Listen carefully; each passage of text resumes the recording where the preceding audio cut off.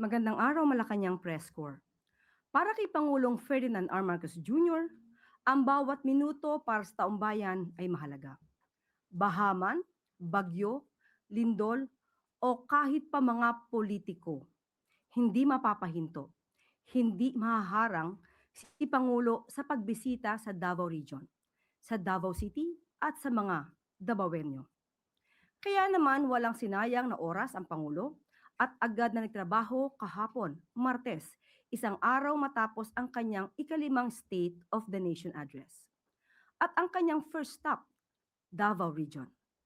Dito nagpaabot si Pangulo Marcos Jr. ng iba't ibang tulong sa ating mga kababayan na lubos na nangangailangan, lalong-lalo na sa sektor ng kalusugan, agrikultura at edukasyon. Binisita ni Pangulo Marcos Jr. ang Davao de Oro Provincial Hospital, Monte Vista, kung saan nagkaroon ng inspection sa bagong tayong medicine ward ng hospital na nasira dulot ng magnitude 7.8 na lindol noong nakaraang buwan.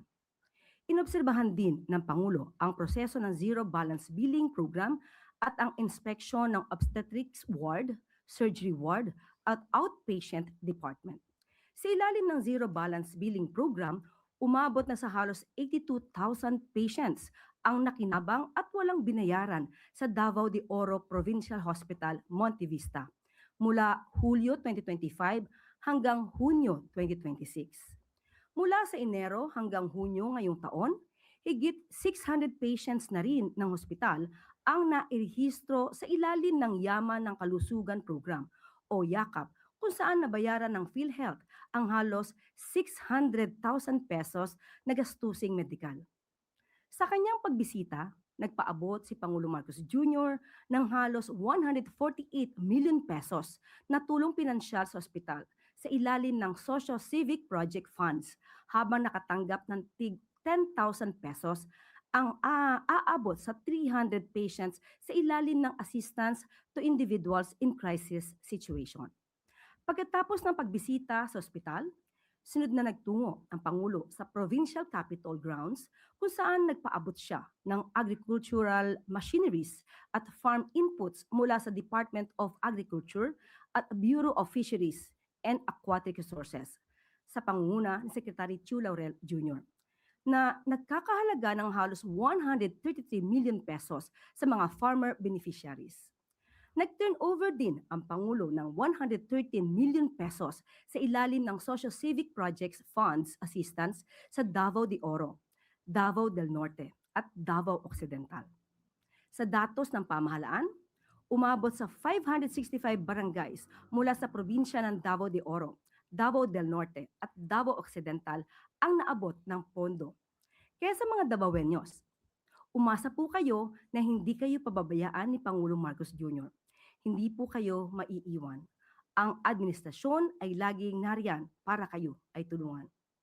Bago matapos ang araw, kinumusta ng Pangulo ang mga residente ng People's Ville sa Barangay Riverside, Kalinan District, Davao City, kung saan aabot sa mahigit 400 families ang nakalipat dito. Isa ang People's Ville sa mga housing projects na sa ilalim ng expanded 4PH program ng Department of Human Settlements and Urban Development sa pangunguna ni Secretary Jose Ramon Aliling. Samantala, inutusan naman ni Pangulo Marcos Jr. ang Department of Public Works and Highways sa pangunguna ni Secretary Vince Dizon na agad na ikutan at suriin ang lahat ng lugar na naapektuhan ng baha sa Davao City. Utos din ni Pangulo na tiyakin ang maayos na kondisyon ng mga pangunahing kalsada upang hindi maputol ang transportasyon at paghahatid ng mahalagang produkto at serbisyo. Sa mga kababayan natin sa Davao City at Davao Region, tinitiyak ng Pangulo na maaabot kayo ng administrasyon. Ang inyong mga pangangailangan ay agad natutugunan. Kaya sa mga tulong na ipapaabot ng Pangulo, sa mga balak humadlang, huwag niyo nang subukan.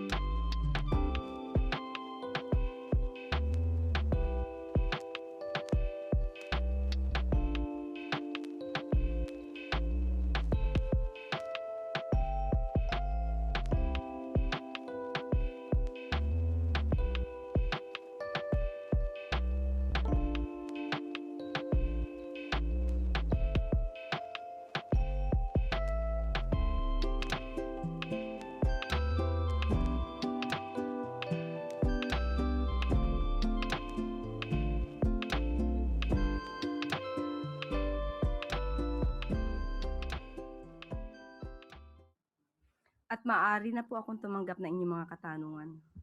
Unang tanong mula kay Rafi Ayeng, Daily Tribune. Magandang umaga po, Yusek. Marami po ang tumaas ang kilay nung in-announce ni Pangulong Marcos na maglo-launch ang Pilipinas ng rocket. So sabi po rin ni Senator Robin Padilla, wala pa nga po tayong bullet train, rocket pa kaya. And ano pa po ba ang main purpose ng rocket launch na ito? Yung mga tumataas ang kilay, ibaba na nila. Ang iingat natin at ang iakyat natin at ang itaas natin ay ang mga naisi ng Pangulo para sa bansa at para sa taong bayan. Huwag na silang magsilbi na balakid sa mga ninanais ng Pangulo sa pag-asenso ng ating bansa.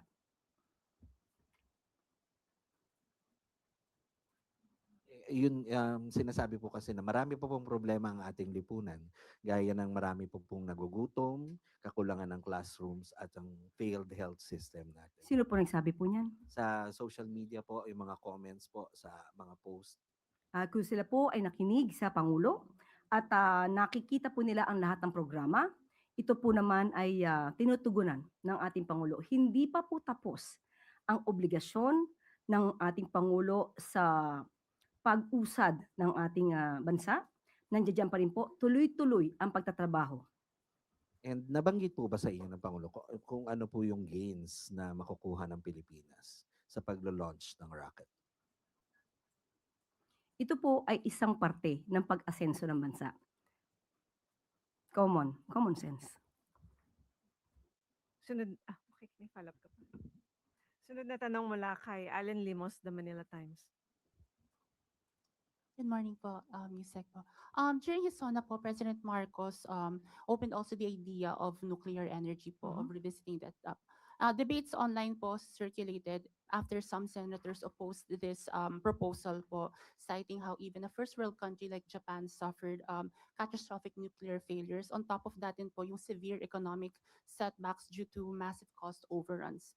Now, how will we make sure po that we mitigate these kinds of risks po once we push through with this project po? Kahit naman po na nagkaroon ng bilateral meeting ang Pangulo with the Russian President Vladimir Putin, isa po ito sa kanyang nabanggit dahil hindi madali na ipaliwanag ang safety ng nuclear energy. At sinisigurado naman po na kapag ito po ay pinasok po natin, ang pag-aaral po na ito ay dapat na kumpleto. At ang mga polisiya na gagamitin dito ay hindi po itatago sa inyo.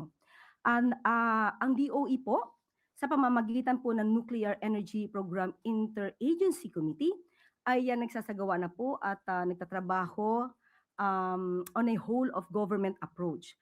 So, kailangan mag-comply sa safety, security, and safeguards requirement na naaayon din naman po sa International Atomic Energy Agency. So hindi po susuong ang ating pamahalaan, ang administrasyon, kung ito po ay magpuput in danger ang ating mga kababayan, magkakaroon ng hindi magandang sitwasyon or kondisyon kasi ang inuuna po ng Pangulo at ng administrasyon ay ang safety ng ating mga kababayan. Sunod na tanong mula kay Tristan Nadalo, Newswatch Plus. Hi, Yusek. Good morning.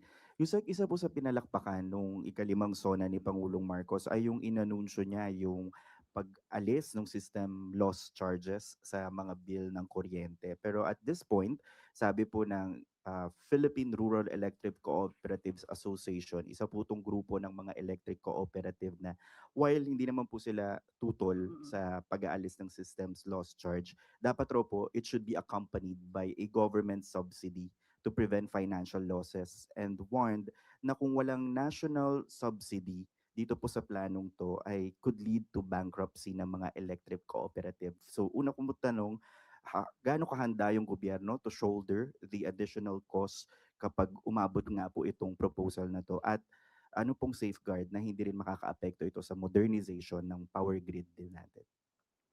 Ang gusto po ng Pangulo ay matanggal itong extra cost sa ating mga kababayan, hindi naman para pasanin ang burden na ito ng mga consumer, pati naman po ng mga utility companies.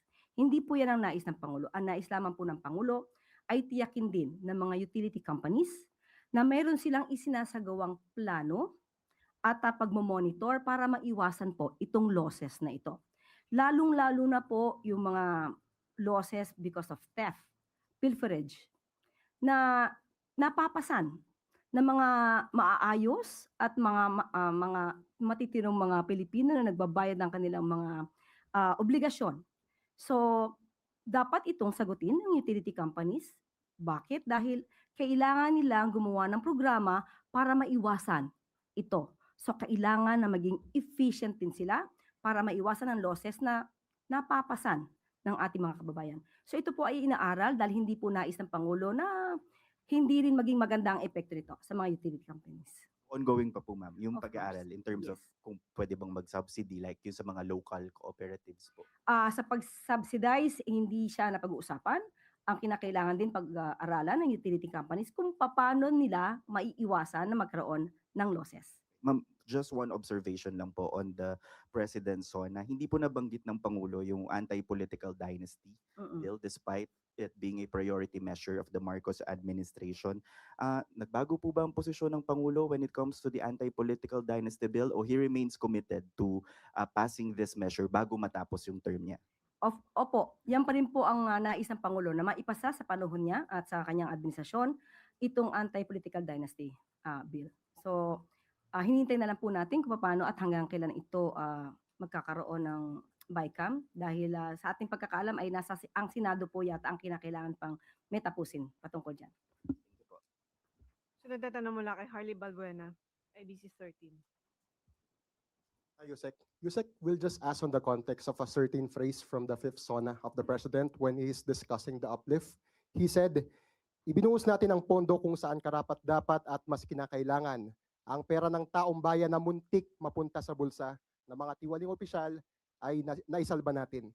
Was there any attempt to steal the funds under the uplift? But the President was able to avert it. Okay.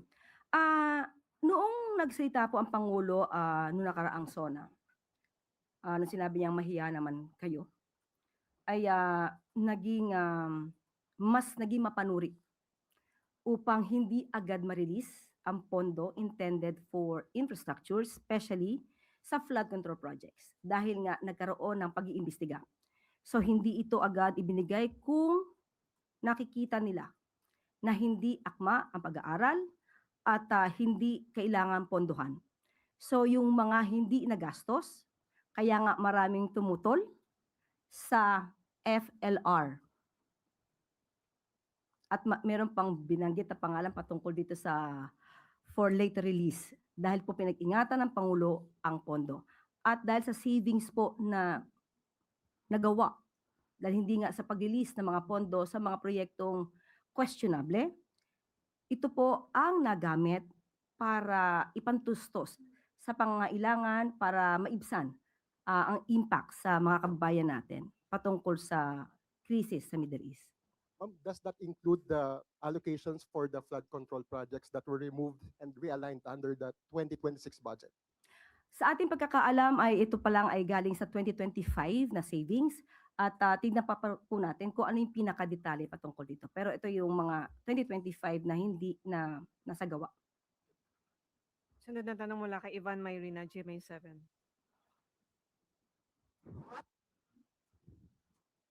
Itatanong ko ho yung reaksyon ng Malacanang sa isinagawang kontrasona ni Senate Minority Leader Alan Peter Cayetano. Tinutukoy po niya ulit ang sinasabing selective justice, pointing to the fact that Senator Bato is fleeing unjustly from justice. And he said, if I may quote, I believe Senator Jinggoy and Marcoleta are political prisoners. And if it wasn't weaponized, they can at least go out on bail. Sabihin niyo mali ako, but they should be allowed to attend the impeachment. Pantay-pantay bang hustisya o selective justice po tayo ngayon? Again po, I think that regarding Senator Marcoleta and Senator Jinggoy, Political prisoners daw po. think. Yes. he just said, I think. I believe. O I believe. Kung yan po ang kanyang paniniwala, hindi naman din po siguro to ang paniniwala ng Sandigan Bayan. Iba ang kanyang pananaw, iba rin naman ang pananaw ng mga korte.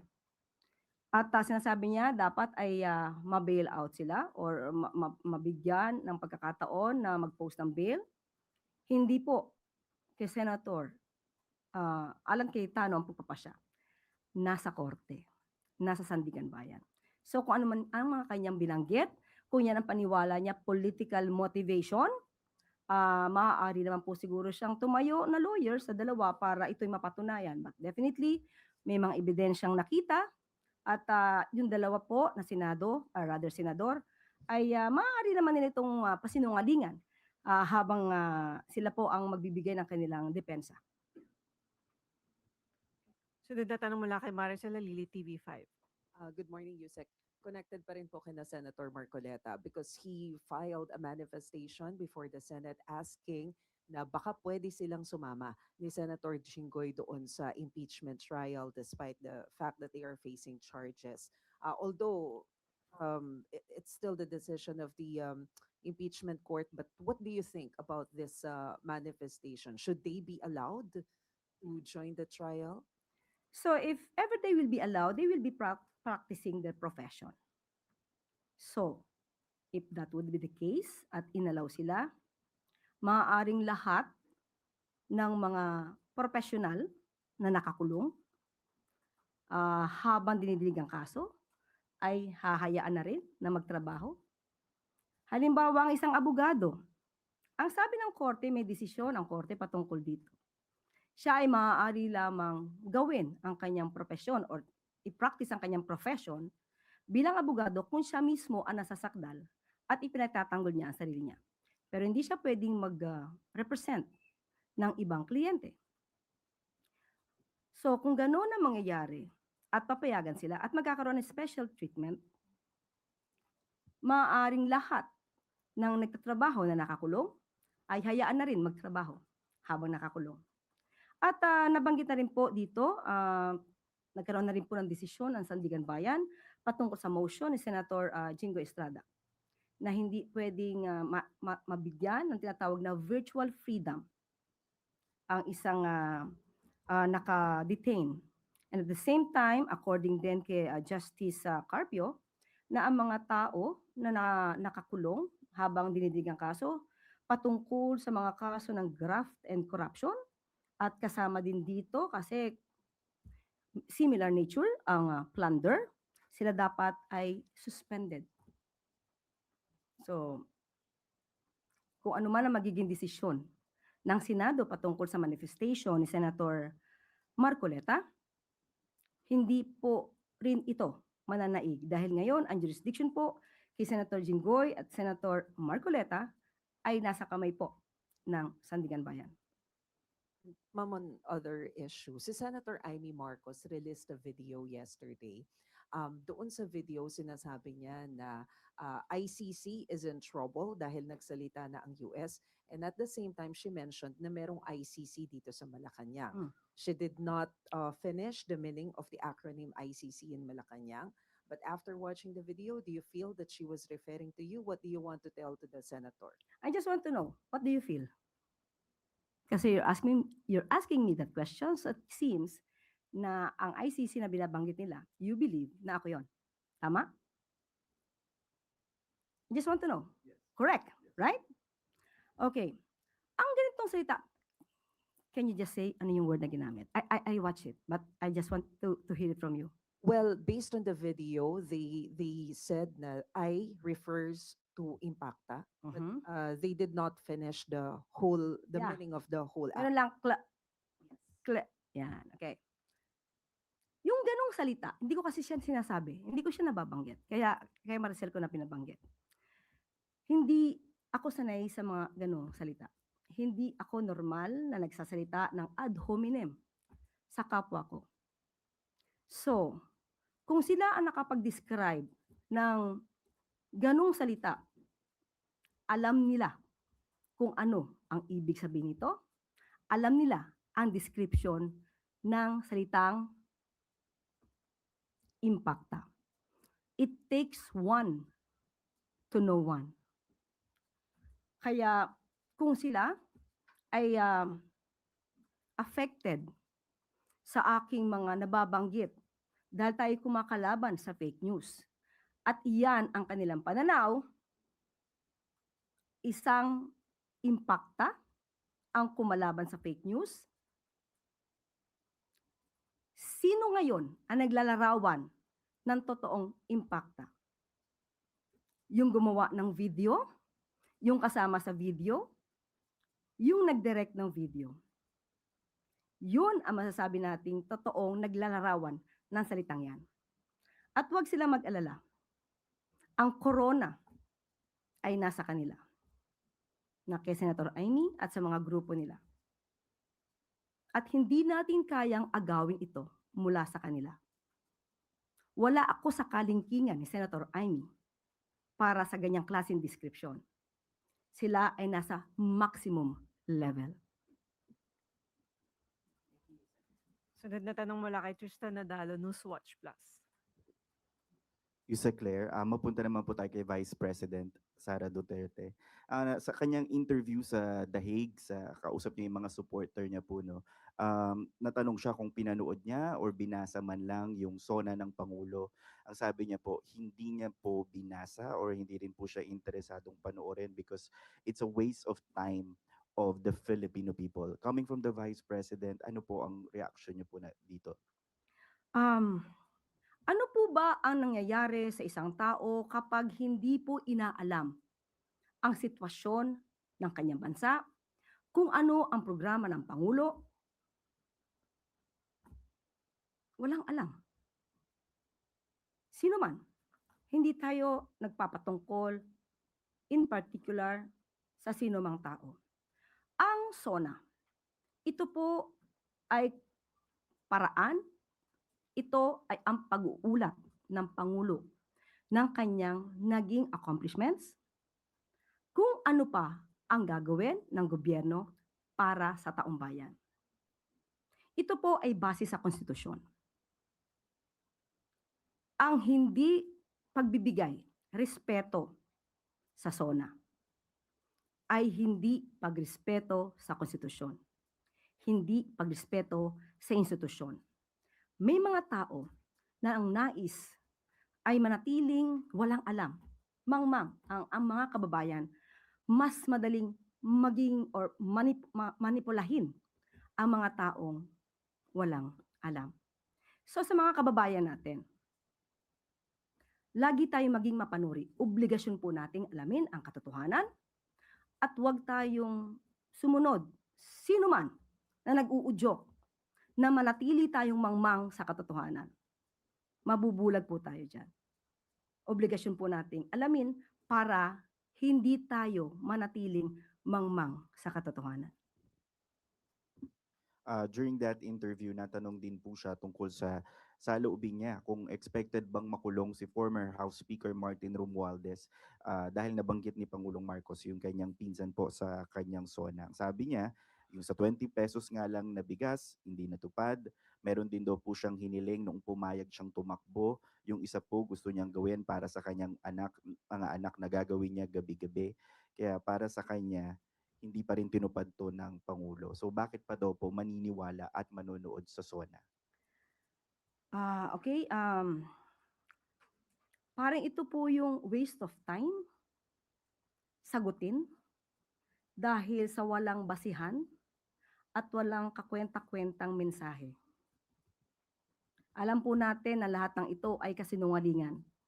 Nandiyan ang 20 pesos kada kilo na bigas na marami na pong nakaka-avail. Marami na pong nabibinipisyuhan sa mga kadiwa centers natin. At yung patungkol sa kanyang hiling, kayo na po ang mag-compute.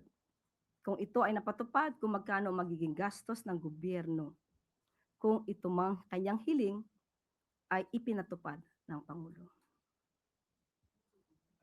Ano po yung hiling na yun, ma'am, if ma-remember lang po ng publiko? Baka alam mo, sabihin mo na sa amin. Any idea?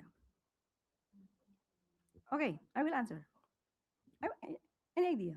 Ano po yung pag-uwi, ma'am, sa Davao on a daily basis? Gamit ang Ang chopper po. si Tristan po ang nagsalita. Okay na? No, seriously, Yusek, can you tell us what was that condition that she asked of the president that she is claiming now that was not fulfilled? Alam naman natin, sa kanyang dating press briefing or press con, nabanggit niya na isa ito sa kanila daw pinag-usapan na kailangan magamit ang presidential chopper para sa pag-uwi niya gabi-gabi para makasama niyang matulog ang kanyang mga anak. Hindi naman ito lingid. Kahit sa inyo po. Sa mga taga-media, hindi ito lingid. At si Tristan na nga rin po ang nagpatotoo niyan. Salamat.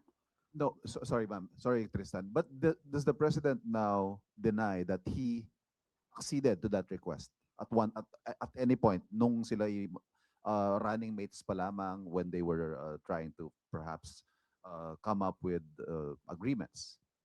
Pag sila nanalo na. Wala po akong personal na kaalaman, hindi pa po ako parte ng administrasyon ni Pangulong Marcos Jr. So wala po akong categorical na sagot na masasabi patungkol dyan. Sunod na tanong mula kay, may tanong pa si follow-up question kay Maricel Halili. Yusek, na-mention din kasi ni VP Sara doon sa interview sa The Hague na the administration is a dictator and that she's not even sure if we will have an election on 2028. Alam naman po natin ang konstitusyon. So, again, it's a waste of time to make a response on that statement. Next question. Next question mula kay Harleen Delgado, ABS-CBN. Yusek, another follow-up on VP Sara. Sabi ko, next question. But in a separate interview, Yusek, she was asked about the recent incidents of school violence in the country, and she called it a manifestation of a weak leadership. Kaya raw po nagkakanya-kanya na yung mga tao and even government employees. Allow me to quote her, Yusek.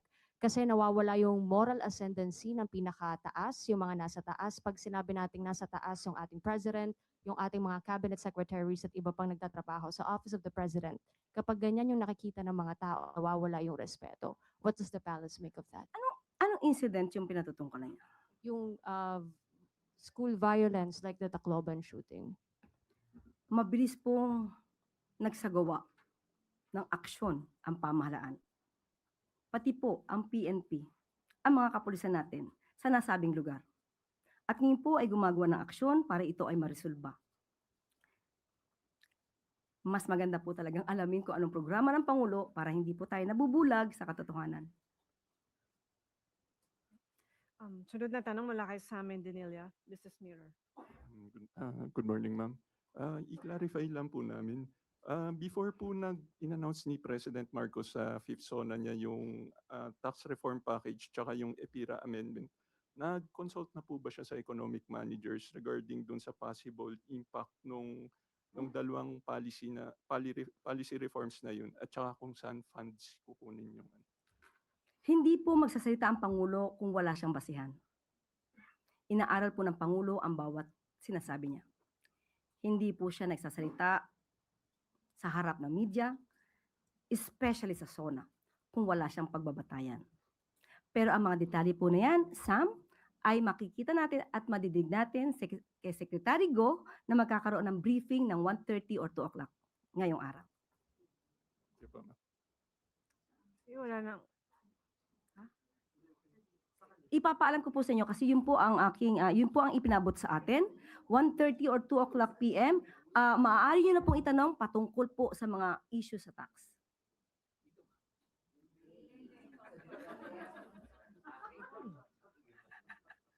Okay, wala nang tanong mula sa Napatawa niyo ako ngayong araw na to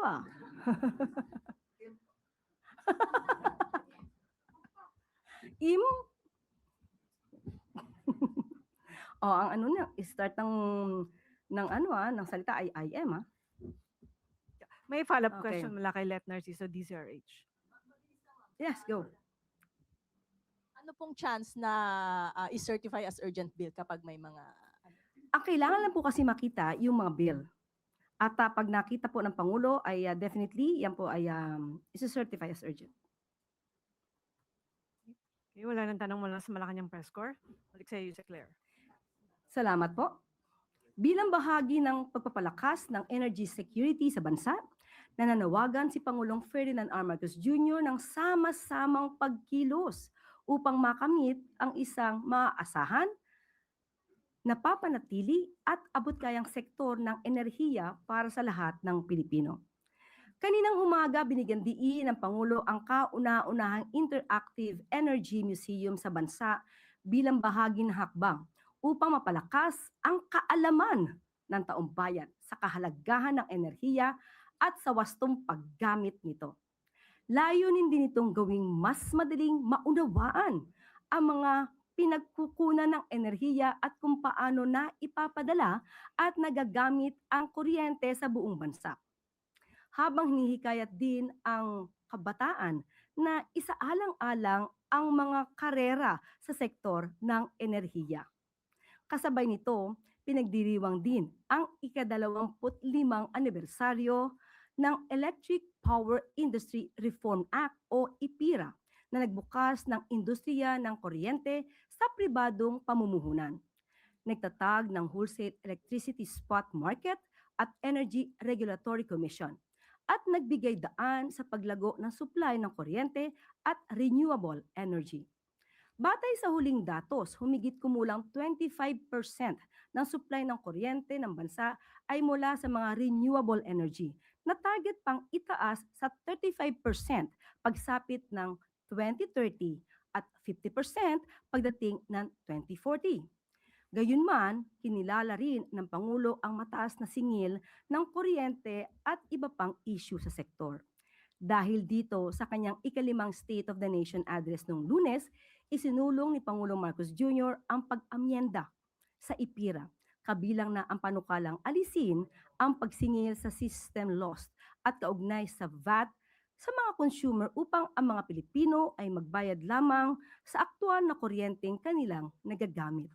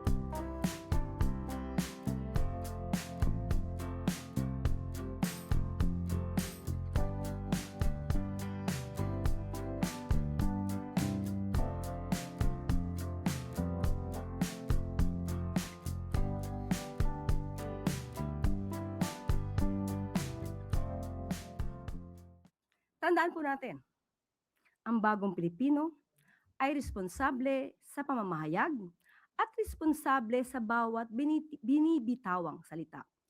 Hindi binubulag ang mga Pilipino sa katotohanan para panatilihin silang mangmang. Umaayaw ang bagong Pilipino sa walang alam na liderato. At dito na po nagtatapos ang ating press briefing. Magandang araw para sa bagong Pilipinas.